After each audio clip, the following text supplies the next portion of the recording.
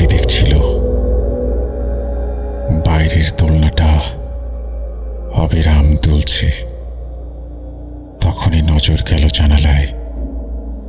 একটা ছেলে দাঁড়িয়ে, বয়সে তার ছোট বোনের মতো।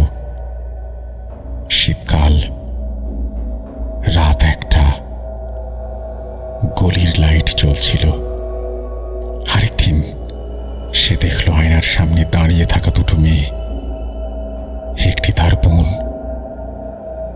আরেকটি কে ছিল? লনের সেই পোড়া মেয়েটি, উঠোনে ছড়িয়ে থাকা মরা কবুতরের ছানা, আর দুইটা কাক। ছোট বোনের আর্তনাদ, ওরা আমাকে মেরেছে। দোলনাটা অস্বাভাবিকভাবে দুলছে। দোলনাটা অস্বাভাবিকভাবে দুলছে। চলছে 1.5 মিলিয়ন সেলিব্রেশন। চলুন শুরু করা যাক। Bhoot.com with Russell. Welcome back. আপনাদের সবাইকে স্বাগত জানাচ্ছি আমি রাসেল। আশা করছি আপনারা সবাই ভালো আছেন এবং ভালোর দলে আছেন। আমিও ভালো আছি আর ভালোর দলে আছি। আশা করছি আজকে যে ঘটনাগুলো আপনারা শুনবেন সেই ঘটনাগুলো আপনাদের যথেষ্ট আনন্দ দেবে। চলুন কথা না বাড়িয়ে সরাসরি শুরু করি আমাদের আজকের ঘটনা। তার আগে জানাই, যারা এখনও পর্যন্ত আমাদের চ্যানেলটি সাবস্ক্রাইব করেনি ওদেরকে সাবস্ক্রাইব করার অনুরোধ করব। আর আজকের এই ঘটনাগুলো যদি আপনাদের ভালো লাগে তাহলে অবশ্যই লাইক দেবেন, কমেন্ট করবেন এবং শেয়ার করবেন বন্ধুদের সাথে।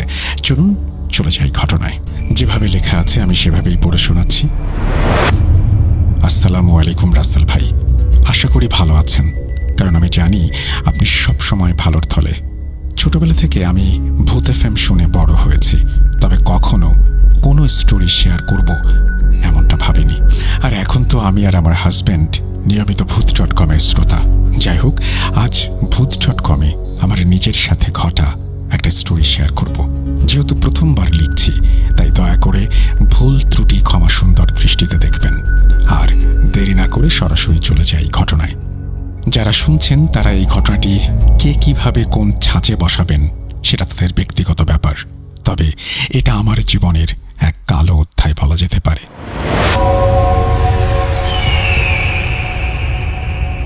আব্বুর চাকরির সুবাদে ট্রান্সফার হয়ে তখন ছিলাম মাগুরায়।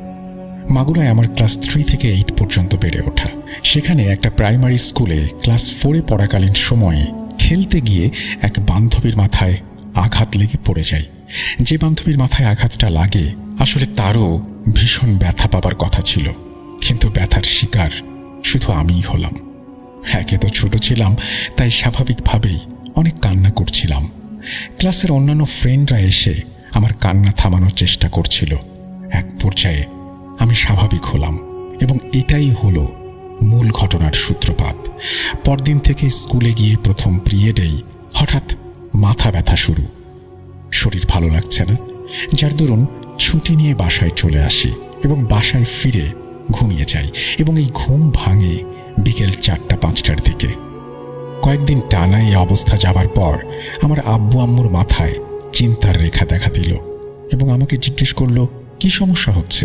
আমি তাদের বলি যে আমার মাথা ব্যথা করে, মাথার পেছনের দিকে, আর ঘুমালে হুঁশ থাকে না। আব্বু আম্মু চিন্তা করলো আমাকে একজন ভালো নিউরোলজিস্টের কাছে নিয়ে যাবেন, তাই দেরি না করে একজন ভালো নিউরোলজিস্টের কাছে নিয়ে গেলেন এবং উনি সব শুনে আমাকে বেশ কিছু টেস্ট করতে দিলেন। কিন্তু সব টেস্টেই দেখা গেল আমার কোনো সমস্যা নেই, আমি সম্পূর্ণ সুস্থ।